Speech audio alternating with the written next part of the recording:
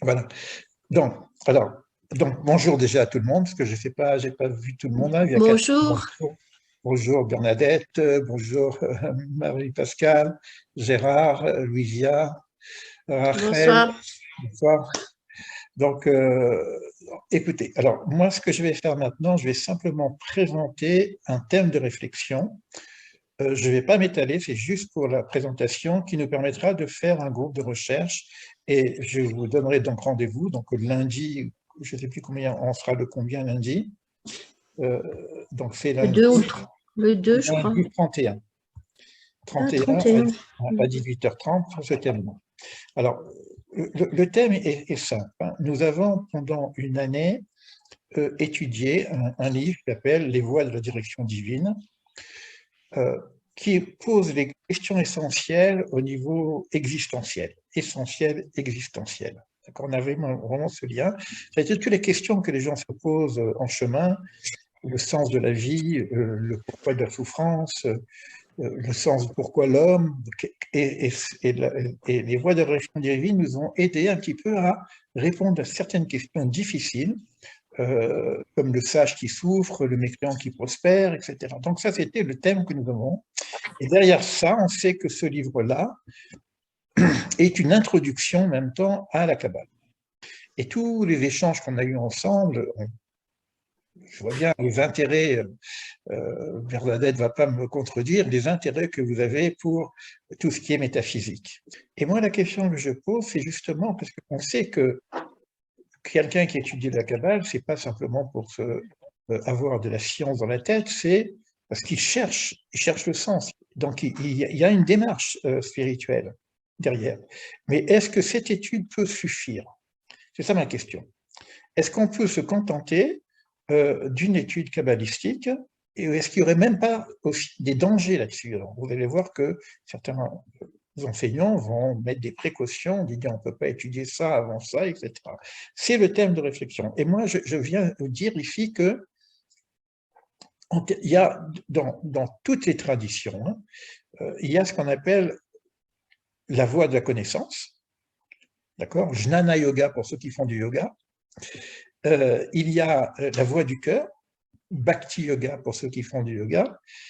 Euh, donc, et il y a aussi la voie de l'action.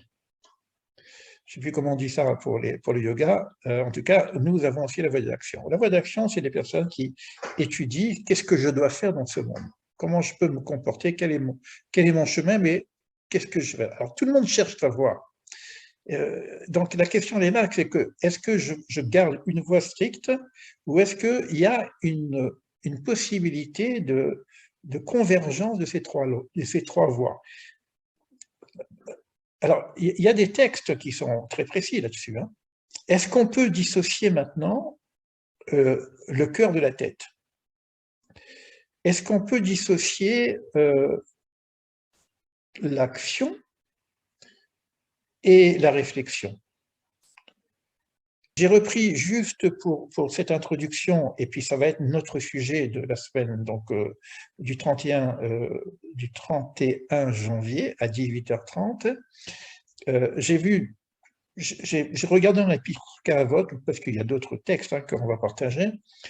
Siméon le Juste, il dit une chose, que le monde tient sur trois piliers. L'étude, donc ce dont nous parlons, le service et la charité. Est-ce que l'étude seule peut suffire? Est-ce que le service seul peut suffire? Est-ce que la charité seule peut suffire? Ramba, Gabriel, disait « Belle est l'étude si elle est accompagnée de la bonne conduite. » Qu'est-ce que c'est la bonne conduite? Ça s'appelle Derech Eretz. C'est quoi la bonne conduite? C'est-à-dire que quelque part, parallèlement à l'étude, nous on appelle ça le moussard. C'est-à-dire parallèlement à l'étude, il y a peut-être un travail à faire sur mon attitude quotidienne. Et j'ai aussi un autre texte que j'ai trouvé assez intéressant.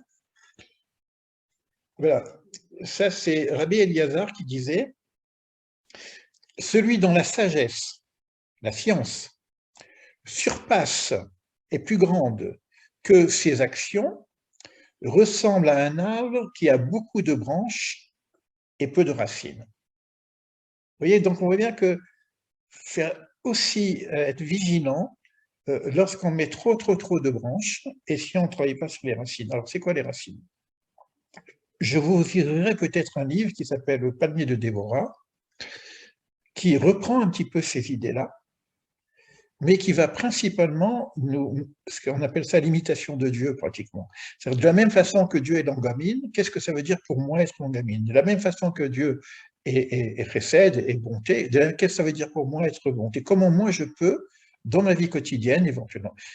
Et ça peut être un préalable. Voilà, je vais couper l'enregistrement, on va rester encore 5 minutes ensemble, et puis on va se retrouver à lundi 31 janvier à 18h30 pour développer ce thème.